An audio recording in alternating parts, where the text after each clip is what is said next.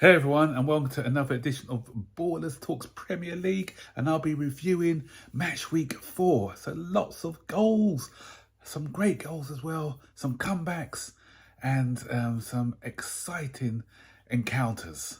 So let's get into it.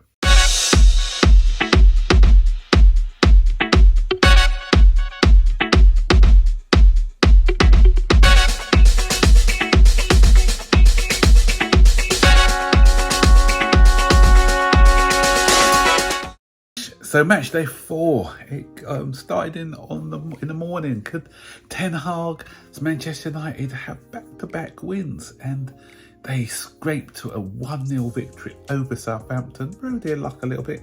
Southampton had a couple of chances. De Gea was called on to make a couple of decent saves towards the end. But, you know, they're buying in Anthony as well, with Casemiro to come. So things may be looking up if you're a Manchester United supporter. Next up, we had Brighton against Leeds United. Both teams were on 7 points, both unbeaten. Something had to give, and it was Leeds who gave.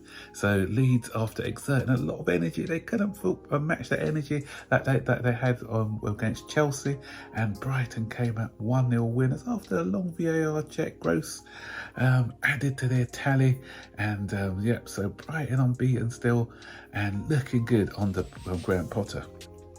Then Chelsea down to 10 men after sending off for Gallagher, who's not looking comfortable in that midfield position, and everyone thought, okay, Chelsea may struggle again, but Raheem Sterling off the mark with 2 goals, his first 2 goals for Chelsea, and they're the late scare towards the end.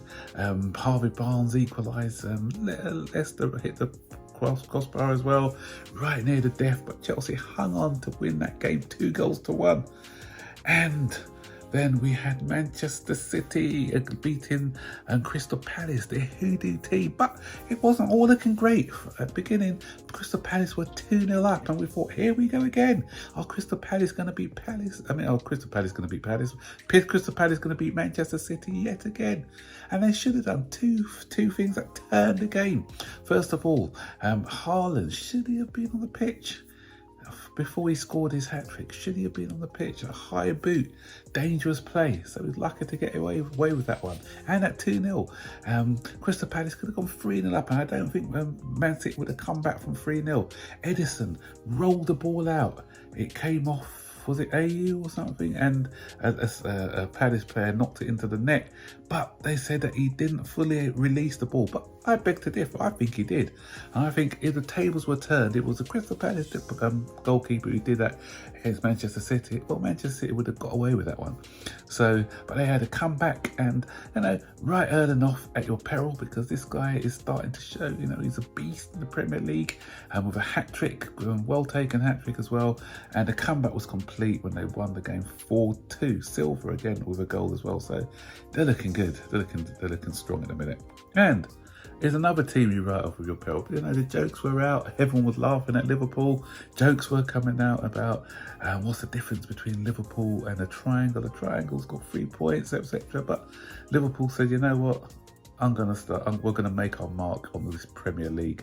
So, only the 3rd time in Premier League history as a team scored 9 goals. Manchester United done it twice, and Leicester have done it once. And now Liverpool have completed that feat, and they've equalled the record win 9-0. And all that without Salah.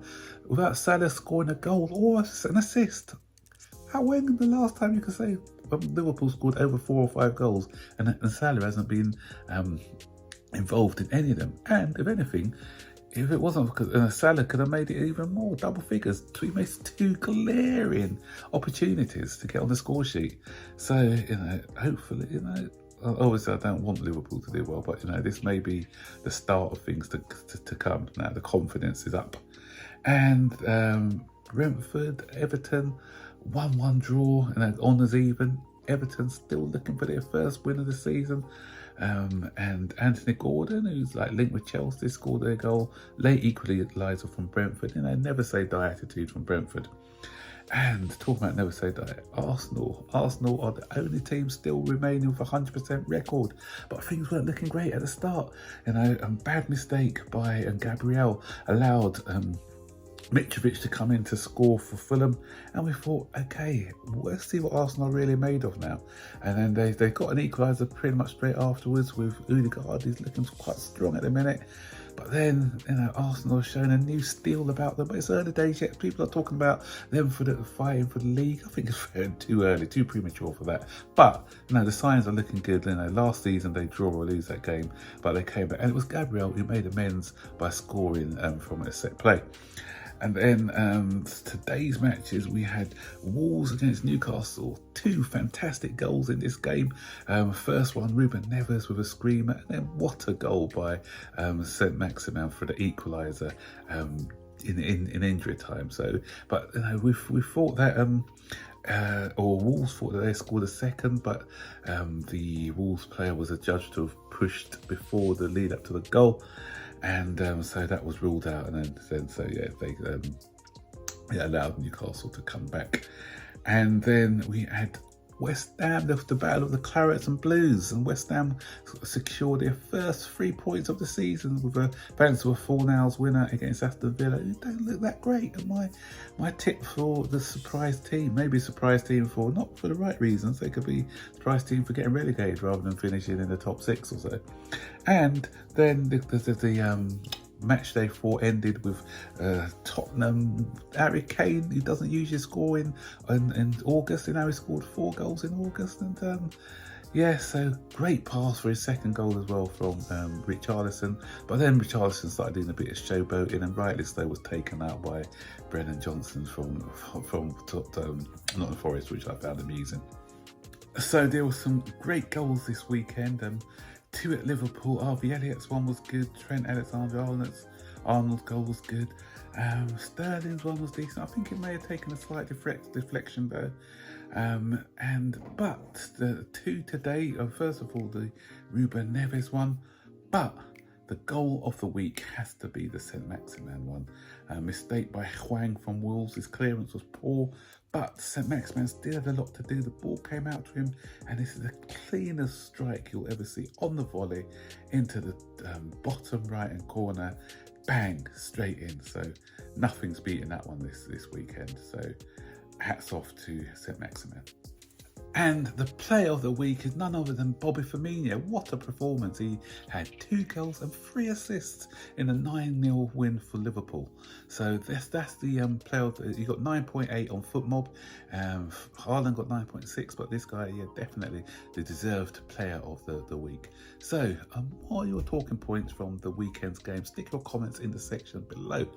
And so don't forget, as always, guys, please smash that like button, subscribe to the channel. It's a brand new channel, so help it to grow, and share the content, let others know about it, and so that others from other supporting teams, for rival teams, can join in the conversation also. So I'll catch you on the next one. Bye bye.